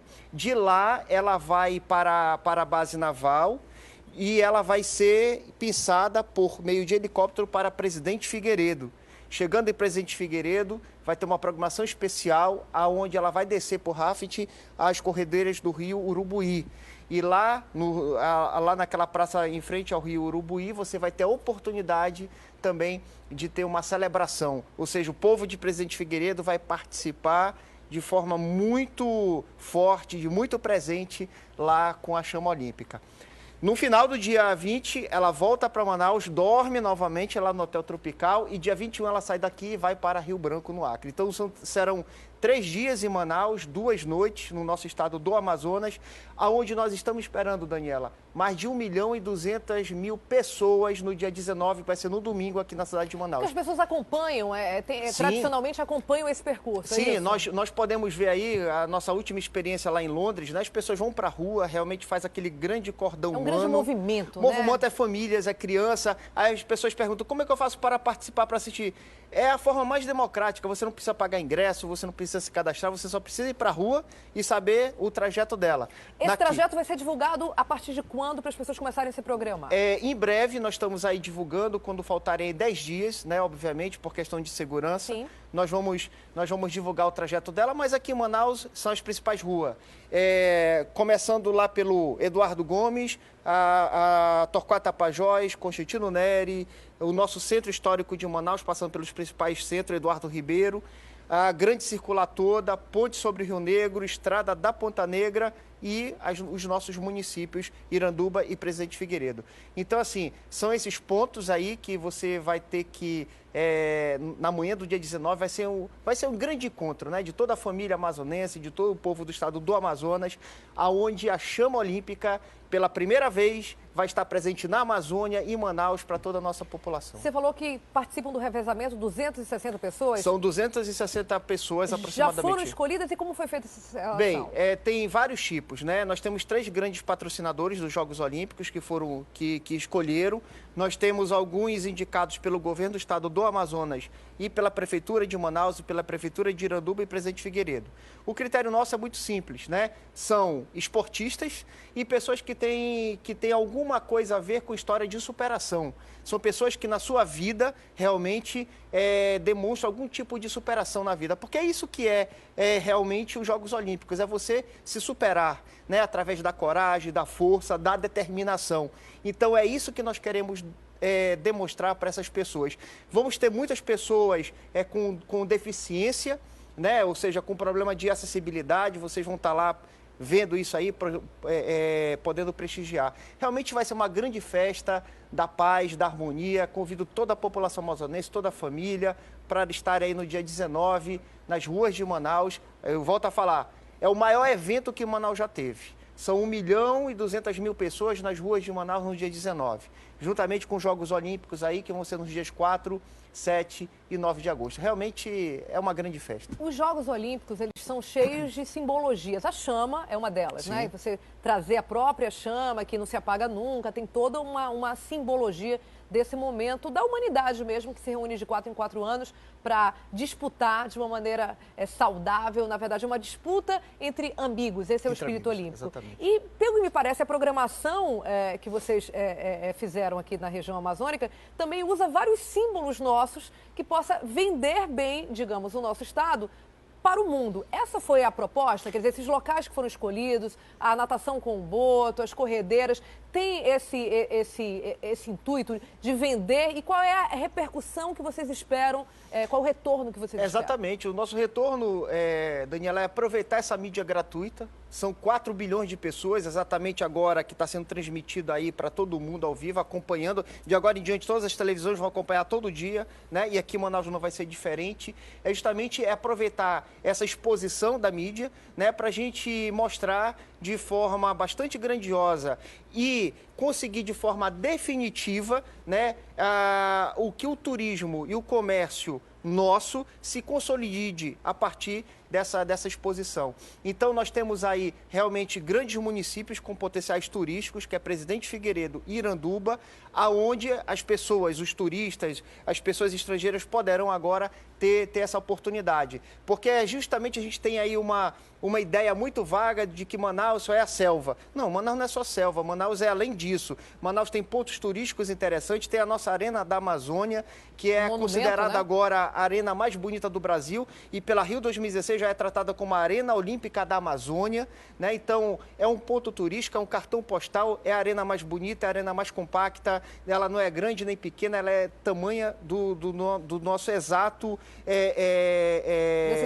necessidade que a gente precisa. Então, assim, Teatro Amazonas, Centro Histórico de Manaus, corredeiras do Rio Urubuí, o Lago do Limão, que é um ponto turístico interessante, onde nós vamos poder ver aquelas comunidades ribeirinhas tradicionais, tá certo? E mostrar isso para o mundo, como elas se organizam, como elas vivem em harmonia com a água e a floresta no meio da Amazônia. Essa foi a nossa proposta. Vamos continuar falando de Olimpíada, não mais de tocha, mas dos jogos que vêm para cá. Como é que está a venda de ingressos e quando é que vai ser definido quais são os jogos que vêm para cá? Pois é, na verdade já está definidos, né? Os jogos são todos em rodada dupla, nos dias 4, 7 e 9 de agosto. Temos aí as seleções da Colômbia, masculina e feminina, Estados Unidos, Suécia, África do Sul, Nigéria, Brasil e Japão, né? Que estarão aqui nesses 3 dias dos Jogos Olímpicos. Os ingressos, Daniela, já estão acabando. Nós já estamos aí a quase 75% dos ingressos vendidos. Você tem que entrar, o único modo de você comprar ingresso é pelo site da Rio 2016. Então você acessa lá rio2016.com/ingressos. Temos aí um pouco mais aí de 6 mil ingressos só para cada jogo, para a gente disponibilizar para as pessoas. Está acabando, corram rápido. Estamos vendendo aí em média de 300 ingressos por dia. Então a nossa ideia aqui é que até dia 7 de maio agora se esgotem. São 40 mil ingressos para cada dia de jogo, né, que a Rio 2016 está disponibilizando. Então você já vê aí com 75% já é sucesso garantido, casa cheia. Realmente vai ser a maior festa, Daniela. As pessoas costumam dizer assim, a Olimpíada é igual a Copa. Não tem nada a ver com igual a Copa, né? A Olimpíada é muito maior. São mais de 15 mil atletas, são mais de 200 países, são mais de 4 bilhões de pessoas. E o espírito que você falou, o espírito olímpico, ele é muito maior do que qualquer coisa. São os valores olímpicos, coragem, força, superação, amizade, paz, determinação. Tudo isso que nós estamos sentindo agora, orgulho nosso brasileiro de receber a tocha olímpica aqui no nosso país. E quando ela chegar aqui no nosso estado, esse vai ser o orgulho, vai ser esse espírito justamente que nós temos aqui de união, de fraternidade, de paz, que vai nos mover, que vai nos conduzir para uma sociedade cada vez melhor. Esse é o grande legado dos Jogos Olímpicos aqui no Brasil e no nosso estado. Para a gente encerrar, vamos falar de outro símbolo importante aí dos Jogos Olímpicos, são os arcos olímpicos. Vai ser inaugurado agora um monumento. Como é que vai ser essa inauguração? Isso, como a Rio 2016 considerou a nossa arena como a Arena Olímpica da Amazônia, ela vai ser a primeira arena, né, a ter os aros olímpicos lá de forma definitiva. Então nós estamos com uma programação aí, agora no dia 12 de maio nós vamos inaugurar os aros olímpicos de forma definitiva aqui na nossa Arena da Amazônia, onde toda a população vai ter lá privilégio de tirar fotos e vai ficar marcada de forma definitiva aqueles aros lá. Então isso é um símbolo que a nossa cidade, o nosso estado é uma sede olímpica, isso ninguém nunca mais vai tirar, né? E isso vai potencializar também o nosso turismo, esse que é o nosso interessante, ou seja, a Arena Olímpica da Amazônia se torna definitivo cartão postal e sede turística da cidade de Manaus. Eu conversei com o Mário Alfiero, ele é coordenador estadual dos Jogos Olímpicos. Muitíssimo obrigada, Mário. Realmente a gente deseja boa sorte para todos nós, né? Que a nossa cidade possa parecer bonita como ela é e que possa ter realmente frutos bastante bons, bastante que a gente possa aproveitar desse momento histórico para todos nós, que nós todos estamos vivendo, que isso se reverta em benefício da população, nossa economia, na imagem que a gente tem aí mundo afora. Tem muito trabalho pela frente, boa sorte. Verdade, minha amiga, verdade. Obrigado. E aí a gente está aí convidando realmente toda a população a se engajar nisso aí, todo o segmento, toda a organização civil, a população civil organizada, justamente para participar desse grande evento. E nós temos apoio de todos, de vocês aqui da própria imprensa, porque realmente essa é o nosso intuito, de união, de superação e de coragem. Nós vamos conseguir fazer o melhor evento do mundo aqui em Manaus. Se Deus quiser. Muito obrigada, até a próxima, Obrigado. Mário. E mesmo faltando poucos meses aí para o início dos Jogos Olímpicos, os donos de bares e restaurantes de Manaus não estão muito animados ainda não, hein? A experiência com a Copa do Mundo de 2014, muitos deles tiveram alguns prejuízos aí e os empresários não estão apostando nem em contratações também por causa desse período econômico que infelizmente o Brasil vive, né? Apesar da Arena da Amazônia receber jogos das seleções como o Brasil, Colômbia, Suécia, como já foi dito aqui, não foram feitos ainda nenhum investimento. A gente espera que agora com a chegada da tocha olímpica, eles se animem, porque, gente, vamos preparar bem a nossa cidade para receber os turistas, né? Vamos ver a reportagem. A Copa do Mundo no Brasil colocou Manaus em evidência. A cidade, no meio da floresta, foi destaque internacional como uma das melhores subsedes do evento. Cerca de 120 mil turistas passaram por aqui. Mas apesar desse alvoroço, os estabelecimentos comerciais da capital amargaram prejuízos. Você tem ideia, no ano passado nós tivemos uma queda na ocupação na hotelaria em Manaus, algo em torno de 20%. Na época a ocupação média da cidade de Manaus está entre hotéis do centro em torno de 20%, os outros hotéis em torno de 30%, então é muito baixa a ocupação na cidade. Na época, bares e restaurantes foram os que mais se prepararam com treinamentos e contratação de mão de obra. Por isso, agora com as Olimpíadas, o cenário não é muito animador. Justamente devido a essa situação que nós vivemos na Copa, muitos estabelecimentos tiveram investimentos tanto em termos de estrutura quanto de treinamento de pessoal. Então essa situação hoje nos deixa muito apreensivos quanto a contratações para o período das Olimpíadas. A nossa expectativa é de não contratarmos pessoas para o período das Olimpíadas. Tentamos no máximo fazermos remanejamento de equipe e em algum eventual aumento de fluxo nós conseguirmos com a nossa própria equipe dar conta do recado. Apesar de tanto pessimismo, a secretária da Amazonas Tour disse que a vinda dos Jogos de Futebol para a Arena da Amazônia foi positivo. Em primeiro lugar, que nós tivemos a sorte, primeiro, de ter a equipe do Brasil jogando aqui. Então, isso já traz, sem dúvida nenhuma, os holofotes do mundo para cá, para o nosso estado, para a cidade de Manaus. Segundo, nós temos o maior emissor de turista mundial, que é os Estados Unidos, e que está a 5 horas de Manaus, e que, sem dúvida, vai mandar o maior número de turistas para cá.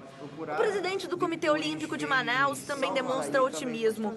Ele afirma que Manaus é a cidade mais procurada entre as capitais que vão receber os Jogos das Olimpíadas. Nós estamos aí acima da nossa expectativa. Já atingimos hoje aí mais de 65% dos ingressos vendidos dos Jogos do dia 4, 7 e 9. Temos uma média diária de 300 ingressos vendidos pelo site da Rio 2016.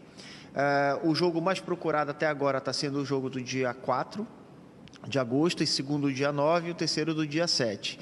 Lembrando aí que nós vamos vender total de 40 mil ingressos, tá certo? E a previsão é que até o dia 5 de maio próximo se esgote todos esses ingressos.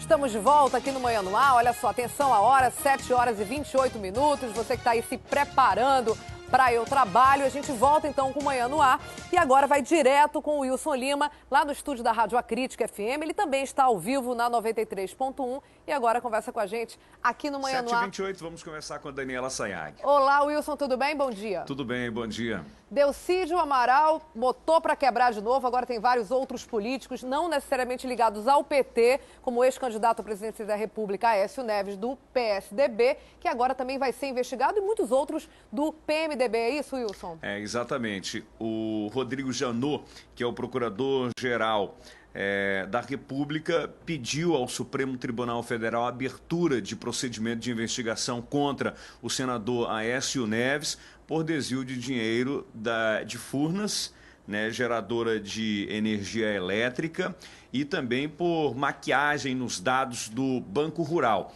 Além do Aécio Neves, estão aí na mira do Rodrigo Janot os presidentes da Câmara dos Deputados, Eduardo Cunha, e do Senado, Renan Calheiros, ambos do PMDB. Dentre outras figuras do PMDB, como, por exemplo, Jarder Barbalho, Romero Jucá, então todos envolvidos com o desvio de dinheiro público. E resultado daquela delação premiada apresentada lá pelo Delcídio do Amaral, ainda em razão da Operação Lava Jato. Wilson Lima, vamos então de notícias nacionais para a notícia que interfere diretamente aqui no nosso estado. É a eleição do Tribunal de Justiça do Amazonas. Socorro Guedes e Flávio Pascarelli, os dois desembargadores, são os candidatos. É isso? Você tem mais informações sobre esse assunto? Exatamente. A eleição vai acontecer hoje.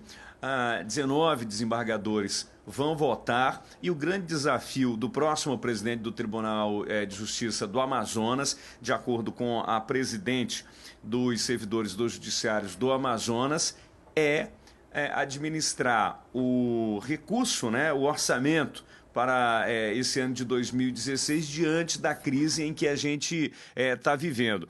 E a Elaides de Paula ressalta aqui a importância do próximo presidente, a analisar o corte de gorduras e ataca diretamente o auxílio moradia. Auxílio moradia dos magistrados, que é de R$ 4.300. Inclusive, recebe auxílio moradia quem tem residência, né? Já o presidente da Associação dos Magistrados do Amazonas, que é o Dr. Cássio Borges, fala como grande desafio para o próximo presidente administrar a receita que tem para poder cobrir os salários dos magistrados, levando-se em consideração de que há necessidade de um reajuste salarial, uma vez que os juízes tem o pior salário do país. Isso em relação aos magistrados de outros estados. E nos bastidores, Daniela Sayag, fala-se que já é certa a eleição de Flávio Pascarelli para o comando do Tribunal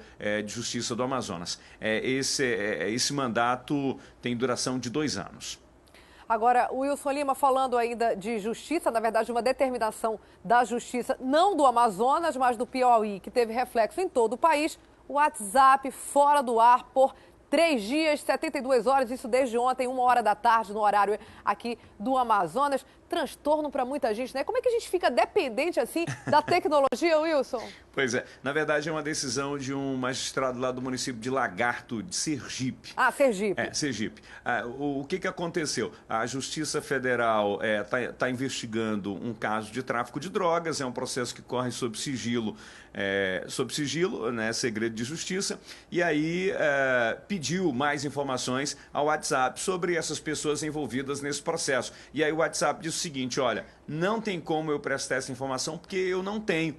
E aí o juiz disse, não vai me dar informação, então eu vou aplicar aqui uma penalidade. E aí aplicou a suspensão para as principais operadoras do Brasil do uso do WhatsApp por 72 horas. E aí afeta Oi, TIM, Nextel, Claro. Tem algumas operadoras que não são afetadas, Daniela Sayag, só que essas operadoras não funcionam aqui na nossa região. Funcionam mais ali para a região sudeste. E aí as pessoas estão procurando alternativas. Inclusive, nós aqui da rádio já estamos usando o Telegram. Na verdade, a gente já estava com o Telegram, né? Só que pouco utilizado. E a gente instalou o Telegram em dezembro do ano passado, né, em 2015, quando houve também, na verdade, a primeira suspensão. Do WhatsApp. E eu acho que esse momento agora não está sendo tão traumático, né? Daquela vez foi mais traumático, foi mais desesperador. E a gente está usando aqui o Telegram, está usando o SMS, tem inclusive também um outro que foi desenvolvido por brasileiros, que é o Zap Zap. Né? Zap Zap. Então, tornaram oficial o nome popular do exatamente. WhatsApp. Né? Aqui no Brasil, né? É verdade. Então a gente vai ficar sem o WhatsApp até quinta-feira, né? Até as 2 horas da quinta-feira, horário de Brasília, quando o serviço deve voltar à sua normalidade. De acordo com o WhatsApp, 100 milhões de usuários no Brasil estão prejudicados com essa determinação judicial. Tem pessoas que estão usando o VPN. Agora, especialistas no assunto estão alertando as pessoas a terem cuidado com o uso desse dispositivo, né, desse aplicativo na internet, porque ele pode tornar vulnerável a sua conta. Ou seja, você está abrindo porta para vírus e a possibilidade de que alguém possa roubar seus dados. Agora, vamos ver, o Márcio Azevedo, o Wilson, ele está nas ruas aí conversando com pessoas que normalmente usam o WhatsApp, ou seja, todo mundo, né? Quase todo mundo. E ele está conversando com algumas pessoas pela rua para saber o que as pessoas estão fazendo, que jeito elas estão dando a vida. A gente está ao vivo simultaneamente agora, Márcio Azevedo, pela TV e pela Rádio A Crítica. Eu queria então que você falasse qual é a repercussão aí pelas ruas do bloqueio do WhatsApp. Fala, Márcio.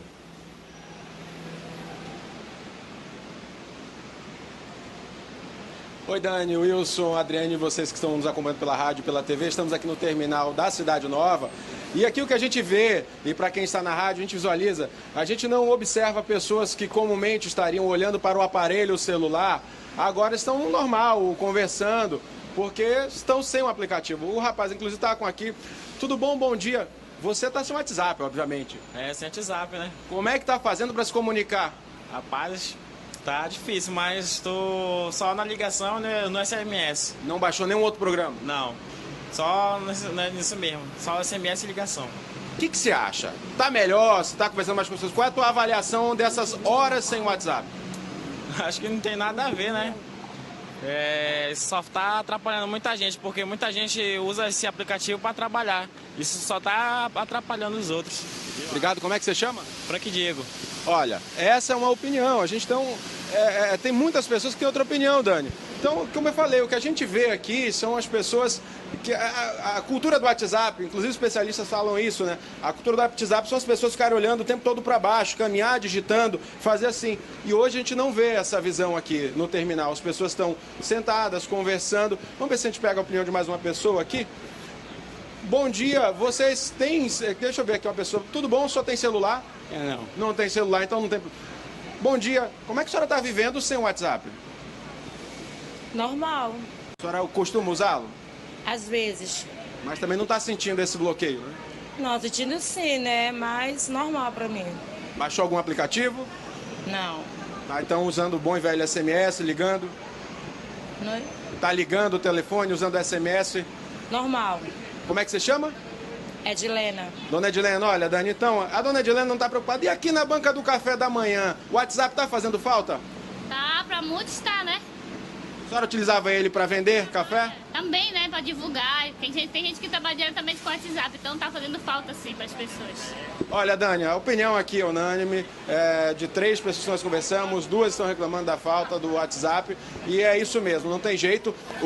A dona do WhatsApp, ela já entrou na justiça para tentar reverter a decisão. Da última vez que o aplicativo foi bloqueado, em dezembro, essa reversão aconteceu num tempo menor do que a justiça determinou que ele fosse bloqueado. E o que esses 100 milhões de brasileiros esperam é que realmente a justiça brasileira reverta essa decisão desse magistrado do Espírito Santo, porque, como já disseram, né, além do bate-papo normal, as pessoas utilizam muito para trabalhar. Nós, por exemplo, na empresa, temos grupos de trabalho que trocamos informações e várias outras aplicações. Então, um grande prejuízo para quem utiliza muito esse aplicativo. Como o Wilson colocou, existem alternativas, mas a gente reforça aqui para que você de casa não use o sistema VPN, a não ser aquele sistema que seja o pago, porque se você utilizar o gratuito, corre grande risco de ter seus dados roubados. Isso aconteceu em dezembro com os usuários que utilizaram esses VPNs gratuitos, deixaram o seu celular aberto e aí foram surpreendidos com fotos, vídeos e informações que foram parar na internet e foram compartilhados indevidamente. Então não tem jeito, até quinta-feira segurar um pouco aí essa agonia, conversar com o colega do lado, usar o SMS. Inclusive, Dani, há operadoras que durante esse período estão dando gratuidade no envio de SMS até que o WhatsApp volte ao normal. Eu estou tranquilo, eu não estou usando o WhatsApp, estou de SMS, não baixei nenhum aplicativo. E você, Dani? Eu sei que o Wilson e a Adriane já baixaram, mas e você?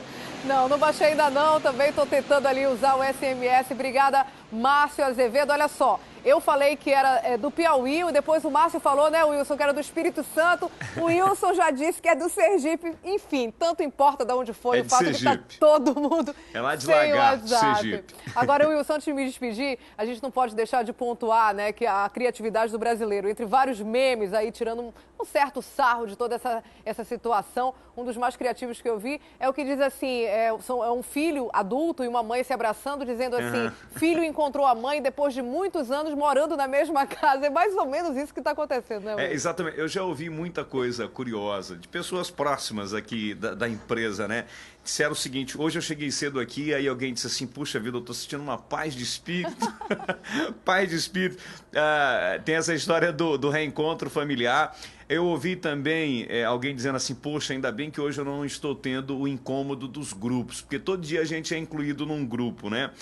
E outra coisa que eu ouvi ontem, alguém disse assim, agora sim eu vou saber quem me ama de verdade. Que vai ligar, que vai procurar ou não. Se não me procurar até quinta-feira, já sei. Cortado o relacionamento. Wilson Lima, muito obrigada. Grande terça-feira para você e para todos os ouvintes da Rádio A Crítica, mesmo sem o WhatsApp. Obrigado, Dani. Para você até também. Amanhã. Agora a gente vai ver os destaques do programa Magazine de hoje com a Ludmilla e com a Natália.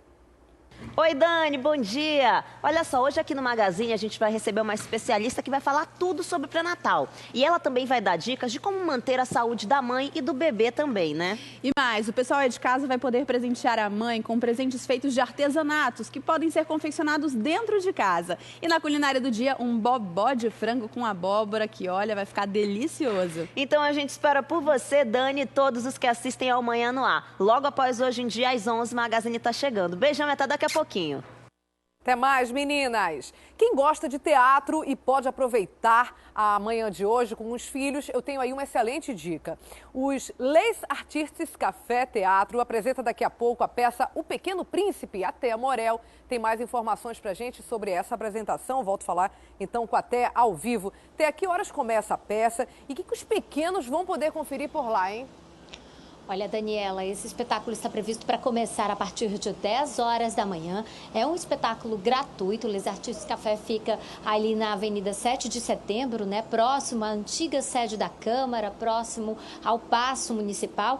E tem estacionamento, tem toda a opção para as pessoas. Quem for conferir essa peça, que é uma montagem da companhia Trilhares, vai ter aí muita música e também vai poder conferir um pouco da história do Pequeno Príncipe, né? Que por si só no livro, para quem conhece a história, já é uma história cheia de metáforas, cheia de muitos simbolismos e que encanta várias gerações. Essa é uma adaptação do livro do mesmo nome, né, do Pequeno Príncipe, de Saint-Exupéry, que é um francês, um piloto que se perdeu realmente no deserto, que conta um pouquinho dessa história. É muito bom para as crianças, porque é uma história realmente com um mundo mágico, e também é bom para os adultos, porque resgata um pouco essa visão de como é que a gente enxergava as coisas quando nós éramos crianças. Então aí para aquelas famílias que estão sem o WhatsApp, estão sem ter o que fazer, não sabem o que vão fazer na manhã de hoje, né? Essa opção às 10 horas da manhã no Les Artistes Café é uma boa opção que reúne aí também mães e filhos. Dani. Obrigada. Até embora seja terça-feira, tem muitas crianças que estudam à tarde, então aí uma grande opção para as mães, pais, que possam levar as crianças para essa atividade de teatro. Muitíssimo obrigada, até a próxima. 7 horas e 45 minutos, estamos de volta aqui no Manhã no Ar. A Arena da Amazônia caiu no gosto da CBF, que confirmou ontem mais um jogo oficial no estádio. Dessa vez, os amazonenses farão a festa para a seleção brasileira de futebol e os nossos vizinhos colombianos. A partida será válida pelas eliminatórias da Copa do Mundo 2018. Que boa notícia, né? Durante a coletiva, o diretor de competições da Confederação Brasileira de Futebol disse que a partida entre Brasil e Colômbia pelas eliminatórias da Copa foi por conta da logística. Com uma proximidade com o Equador, né?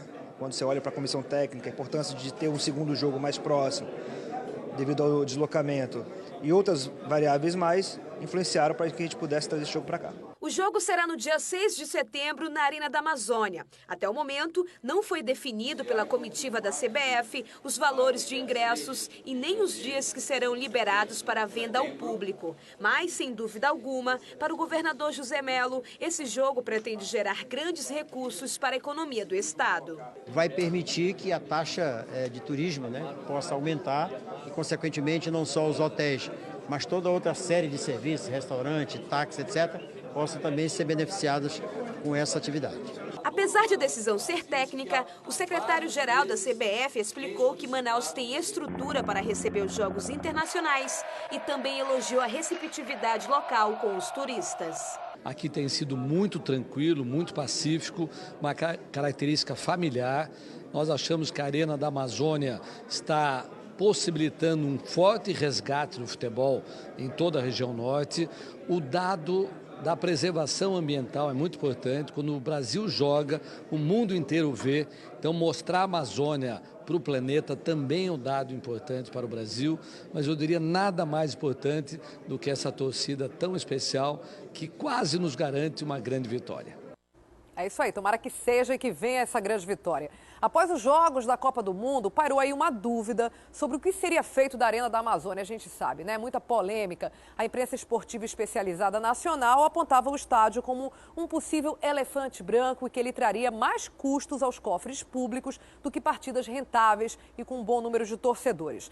Bem, passados pouco mais de 2 anos desde a inauguração da Arena, a confirmação das partidas de futebol das Olimpíadas, do Campeonato Carioca e do Brasileirão, até as próprias eliminatórias da Copa do Mundo, a administração do estádio vive então a expectativa de um bom faturamento. E quem sabe, se firmar aí no calendário nacional de grandes eventos esportivos, é o que a gente espera, sinceramente. Nas arquibancadas, sobram lugares e faltam torcedores. Os times não têm jogador, não tem bons jogadores, que aqui falta investimento. Está faltando investimento, né? Para os times locais. Simplesmente isso. De preferência era para ter time nosso, né? Mas não tem, fazer o quê? Um cenário bem diferente desse outro jogo, que lotou a arena. E estádio lotado é mais que uma grande festa. É sinal de movimentação na economia. Seu Valdir sabe bem como é isso. Ele é taxista. E durante os 2 jogos do Campeonato Carioca que ocorreram em Manaus, o faturamento dele melhorou em pelo menos 20%. O importante para nós é o povo vir de fora, o turista vir trazer os lucros para nós aqui dentro da nossa cidade. Né? Acho que o jogo seria o ideal, na minha opinião. Sabe? E não é só o seu Valdir que fatura com essas partidas. Os jogos não são de times locais. Apesar disso, parte da renda fica no estado. Nas 2 últimas partidas realizadas aqui na Arena da Amazônia, entre Vasco e Fluminense e Vasco e Flamengo, o total arrecadado para o Amazonas ficou em torno de R$600 mil. Isso equivale a 5% da renda bruta. Para a prefeitura foram 300 mil. E para a FAF, a Federação Amazonense de Futebol, mais 300. No total, R$1.200.000. Dinheiro que, segundo o secretário de Esportes, foi investido no futebol local. Nós também possibilitamos abrir a arena, né, sem custo nenhum para nenhum clube local. Nós já tivemos aqui cerca de 6 jogos de times amazonenses. O FART jogou aqui contra o Paysandu, o Nacional jogou aqui agora contra o Dom Bosco. O Iranduba fez 3 jogos pelo Campeonato Brasileiro de Futebol Feminino e vale ressaltar, batemos o recorde de média e de público presente no único jogo do Campeonato Brasileiro na história do futebol feminino. A boa notícia é que a Arena deve voltar a ter grandes públicos. Porque além dos jogos de futebol das Olimpíadas e uma partida da seleção brasileira pelas eliminatórias da Copa, outras 12 partidas do Campeonato Brasileiro devem ser realizadas aqui na capital amazonense. Eu já fiz contato principalmente com Vasco, Flamengo, Botafogo e Fluminense, os clubes cariocas. Entrei em contato com alguns clubes paulistas, tive contato com alguns clubes de Goiás, né, que querem mandar jogos aqui. Falando ainda de futebol, o Nacional anunciou ontem o nome do novo técnico do clube. Wagner Benazzi chega à Vila depois da demissão de Heriberto da Cunha. O novo treinador será apresentado na próxima segunda-feira, dia 9. No mesmo dia, ele já começa a comandar os treinos no CT Barbosa Filho. Wagner Benazzi é a esperança da diretoria e da torcida azulina para levar o Nacional ao tão sonhado acesso à Série C do Brasileirão. E você aí, já pensou em fazer polidense ou balé aéreo? São estilos de dança bem diferentes que cada vez mais ganham espaço aqui em Manaus. Quer movimentar o corpo? Então olha só o que você, com algum esforço e dedicação, é capaz de fazer. Força e sensualidade.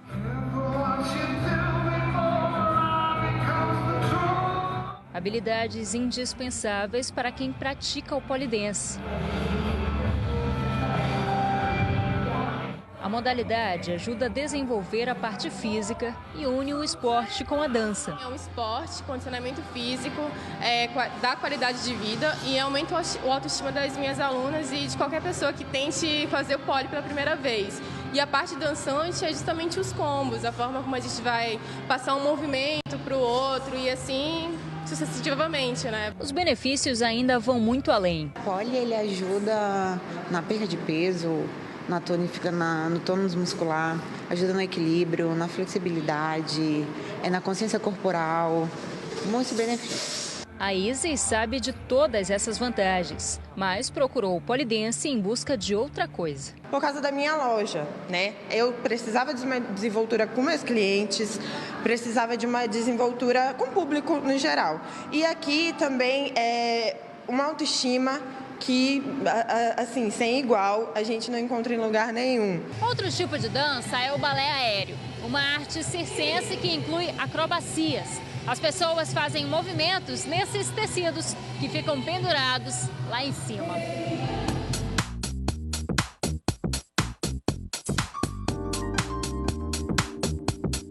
São todos aparelhos que são originados no circo, mas que a dança, o teatro, se apropriou para trabalhar, para desenvolver seus processos criativos, né? E cada um usa do jeito que a imaginação fluir.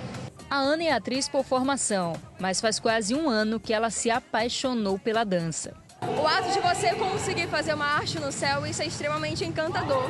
E isso é absurdo, dá uma paixão e é por isso que eu me encantei. Não tem como não se encantar. Para Leonardo, faz tempo que a dança deixou de ser apenas um lazer. Uma linguagem artística que vai muito além do entretenimento, né, meramente. Ela pode ser algo político, né? É uma expressão de toda uma nação, de uma sociedade, de uma localidade sumamente importante para toda e qualquer cultura. Seja no balé aéreo ou no polidense, independentemente da modalidade, o importante é se entregar aos prazeres da dança.